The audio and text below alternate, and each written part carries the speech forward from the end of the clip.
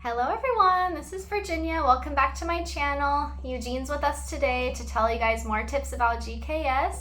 Today we're going to be talking about the embassy track interview.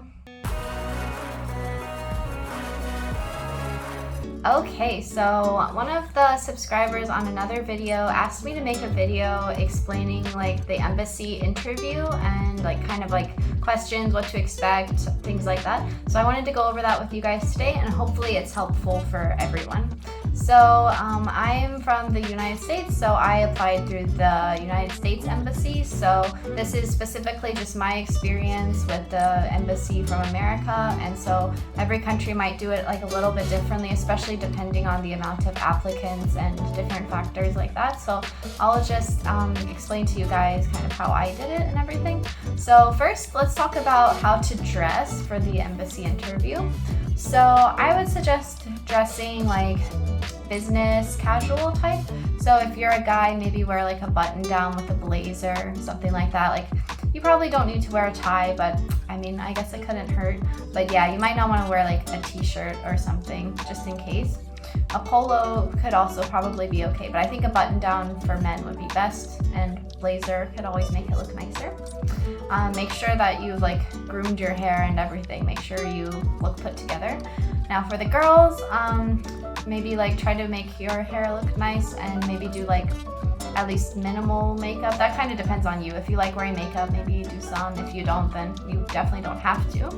For the way to dress, again, probably business casual. So they're only going to be seeing the top part of you. So really just as long as you wear a nice blouse or something like that, it probably will be fine. Again, you might not want to wear a t-shirt. A blazer could also be nice for women. And then just in case, don't wear pajama pants. You might want to wear just nice dress pants or something, just in case something happens and you stand up. We all don't want to be that one person who is standing up and you're in your underwear or something, so be careful about that. Okay, and so for what to expect, when I did the interview, there was just one interviewer and me, and it was on a Zoom call. Of course, this was during COVID, so I think most embassies conduct interviews online, but it depends on your country. You'll have to look into that, but maybe you can ask some of the previous applicants about their experience. So on Zoom, and when I was doing it, I actually had COVID, so my voice was really terrible at the time. I explained it at the beginning, so I might have gotten sympathy points for that, who knows. But anyways, yeah, so one interviewer, and she wasn't the one making the decision actually. She said she was just conducting the interviews, and then there was another group of people who were going to be choosing who went on to the next round. So just keep that in mind. The one I had was really friendly and nice, and she basically just asked me questions from my application. So as long as you remember what you wrote on your application well, it should be fine. So she asked me about how I learned Korean and things like that, and my level, as well as my experience living in Korea since I've been living here for 5 years. She asked me about that and my job, and then why I wanted to do GKS and my university. I don't think she asked about the specific universities, but oh, Eugene made the chair sink. Anyways, yeah, so for that, I just kind of answered based on what I had already written in the application.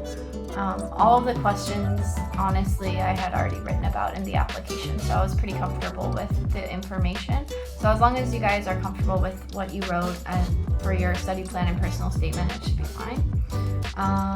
For what they expect of you, I think they mostly just want to see that you're good at adjusting to a new environment. They'll ask you how do you do when you're traveling to a new country, what are your plans for handling your stress, things like that. So just make sure you have good answers prepared, and they're kind of just trying to look out for you with this one because they've had a lot of previous applicants who had to drop out because it was too much stress or pressure for them living in Korea. So you have to convince them that you're not going to drop out, basically. So if you have experience being in Korea or studying in a different country, that would be really helpful, and talk about that experience with the interviewer. Some of them will start the interview in Korean or English. So for me, they asked, would you prefer to do the interview in English or Korean? And I said I prefer to do it in English, just because it's a little bit easier. But I did include an introduction in Korean, like a self-introduction, like nice to meet you, my name is blah blah blah, and then why I wanted to apply for GKS. I just wrote like a short introduction, and I practiced that, and I said that at the beginning of the interview. So maybe speaking like a little bit of Korean could be helpful. Again, that depends on your level, things like that. So basically, my advice for you guys is make sure that you have memorized what you wrote in your personal statement and study plan and stick to that. They don't want to see any like differences because they'll think you're not being truthful, right? So make sure that you are consistent with your application and your interview. Be polite, dress up nicely, and it should be fine. The interviewer, I'm sure they'll be like nice. If not, you're gonna have to just do your best and hope for good results. And honestly, even if you are like a perfect candidate, it just really depends on the competition. So even if you don't pass the interview stage, don't feel bad about it, because you're probably up against a lot of other competitive applicants. So I know it's like really discouraging if you are rejected, but maybe you can try again if your schedule allows it. And yeah, don't beat yourself up over it, but just keep trying.